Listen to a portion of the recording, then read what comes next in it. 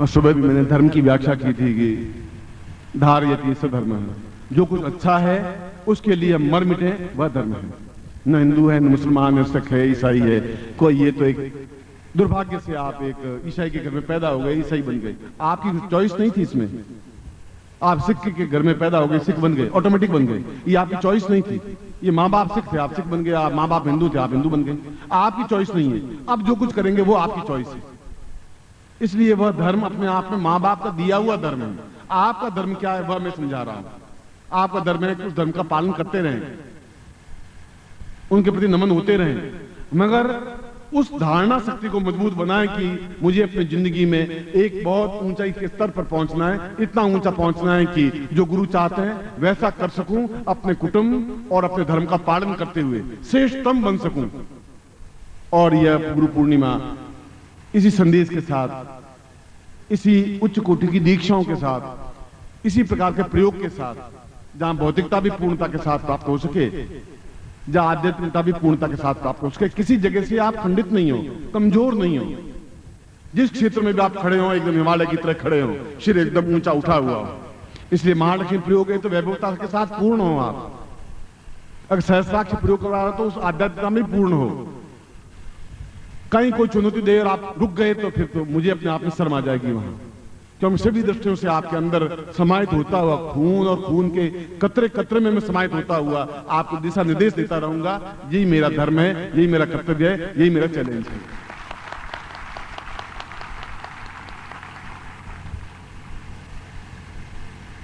और मुझे अपने आप पर विश्वास, अपने गुरु पर विश्वास, अपने देवताओं पर विश्वास है, अपने भारतवर्ष पर विश्वास है कि जब जब भी भारतवर्ष में अत्याचार बढ़े तो कोई न कोई व्यक्तित्व पैदा हुआ, उस अंधकार को दूर किया। क्योंकि भारतीय इतना लचीलापन है कि वो टूट ही नहीं सकता, झुक सकता है एक परिस्थितियों की मार की वजह से। मुसलमानों के समय में एक हिंदू झुका, विक्रम की आवाज पर आया, तब उसमें एकदम से एक तुलसी पैदा हुए। उन्होंने कहा कि राम हैं, धनुर्धारी हैं, चिंता करने की जरूरत नहीं है, और वो अपने आप में वापस तैयार हो सके, अंधकार को दूर कर सके। एक व्यक्ति ने दूर किया, और उस व्यक्ति ने जो कुछ लिखा उसकी वजह से लाखों लोग रोटियां कमाने लगे कथाओं कर करके। और अंधकार में देख रहा हूं क्योंकि उसके प्रारंभ हो चुका है।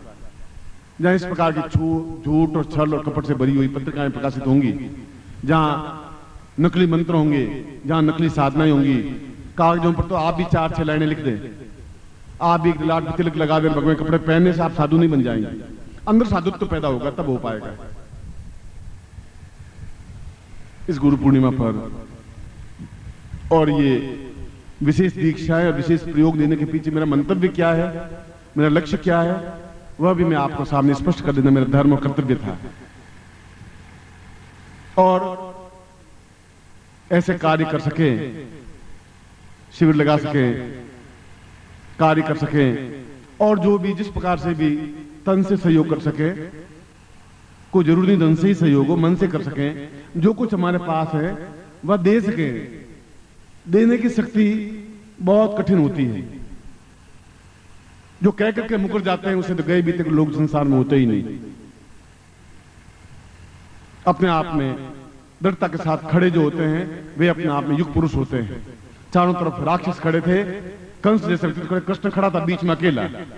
उसने कहा मेरा कोई कुछ नहीं बिगाड़ सकता, क्योंकि मैं अपने आप में पूर्ण समर्थ और श्रेष्ठ हूं, क्योंकि मेरे पास सुदर्शन चक्र है।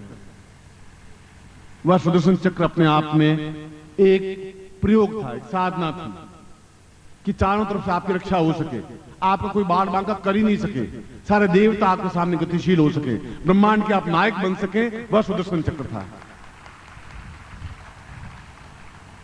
हमने उनको प्रतीक बना लिया कि उनके सामने एक चक्र घूम रहा है। हमने एक मंदिर बना लिया कि यहां एक देवता है। वह तो अपने आप में एक साधना है जिसको सुदर्शन साधना कहा जाता है, जो कि चारों तरफ हर क्षण प्रतिपल आपको पूर्ण रक्षा देता हुआ उस शत्रु को परास्त करने में समर्थ है। आप देखा और समाप्त हुआ, यह स्थिति पैदा कर लेता है वह सुदर्शन साधना, वह सुदर्शन चक्र, वो आपके आंखों की ज्योति, वह स्फुलिंग, वह चेतना और धड़कता हुआ ज्वालामुखी। हमारे यहां तो इतने उच्च कोटि के प्रयोग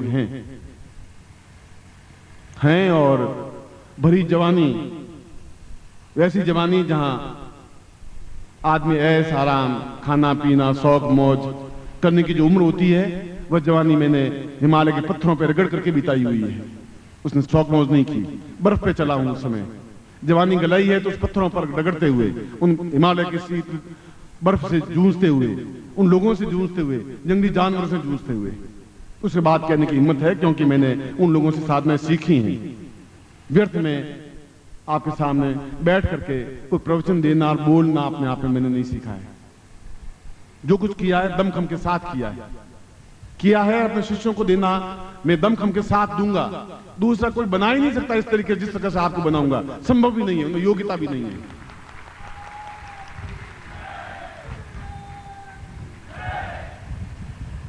इसीलिए कहता हूं कि शायद आप सोने की कलम से भाग्य पे लिपि लिखा के आए होंगे इस बार की हर बार एकदम से उच्च कोटि की दीक्षाएं दे रहा हूं और आप स्वीकार कर रहे हैं।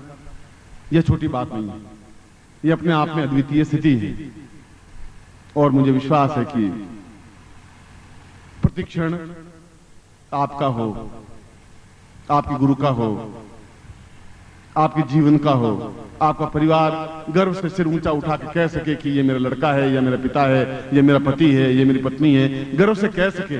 आप 8 फुट 9 फुट 10 फुट के बन करके सबसे ऊंचाई से अलग से दिख सको, आपकी आंखों में एक ज्वालामुखी और प्रेम की, करुणा की, दया की दृष्टि हो, आप अपने आप में युग पुरुष बन सकें। और मैं आप बने या नहीं बने, मैंने प्रारंभ में कहा था कि इस बार आपको मेरा हाथ पकड़ने की जरूरत नहीं, मैं खुद आपका पूरा शरीर, पूरा हाथ पकड़ करके ऐसा करूंगा, हर हालत में करके जाऊंगा। इसीलिए मैं आया हूं और यही आपको देकर के जाऊंगा ही।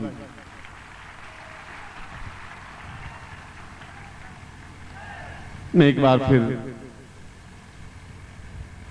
इस अद्वितीय संध्या पर, जहां पर निश्चय ही इस मंच से मैं सत्य उच्चारण कर ही नहीं सकता क्योंकि मुझे जरूरत नहीं है, और 100 से ज्यादा ऋषि और योगी यहां बैठे हुए इस प्रवचन को सुन रहे हैं, तो उनको भी मैं ये समझाना चाहता हूं कि मैं इनको क्यों तैयार कर रहा हूं। वो पूछ रहे आप क्यों तैयार कर रहे हैं, क्यों इतनी गोपनीय दीक्षाएं दे रहे हैं, क्यों गोपनीय प्रयोग करवा रहे हैं, उनको मैं समझा रहा हूं क्यों दे रहा हूं। यह विवेचन इसी उनको समझाने के लिए है और आपको समझाने के लिए कि मैं आपको एक साधारण मनुष्य नहीं रहने देना चाहता हूं, आपको एक पुरुष बनाना चाहता हूं, आपको पुरुषोत्तम बनाना चाहता हूं, अपने आप में दिव्य ज्योति बनाना चाहता हूं, इसलिए ये काम कर रहा हूं।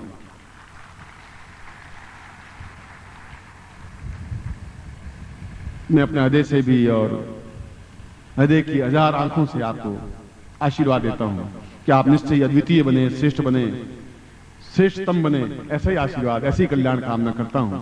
और मेरा हृदय हर क्षण आपके लिए खुला है, 24 घंटे पूरे भारत में कहीं पर भी मैं हूं, आप हैं और मैं हूं, इसके बीच में तीसरा आ ही नहीं सकता। मैं एक बार फिर आपको हृदय से आशीर्वाद देता हूं, कल्याण कामना करता हूं। बल परम पूज्य गुरुदेव की, बल परम पूज्य गुरुदेव की, बल परम पूज्य गुरुदेव की, वंदलिया माता जी की, कुछ छोटे गुरुदेव की, सिद्धाश्रम साधक परिवार की, आज के आनंद की।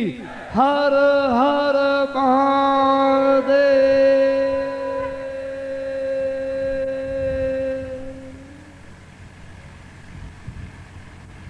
अब मैं आपको पहले दीक्षा दे रहा हूं, जो भी गुरु दीक्षा और विशेष दीक्षा ले रहे हैं, उसके बाद मैं दोनों प्रयोग संपन्न करवा रहा हूं।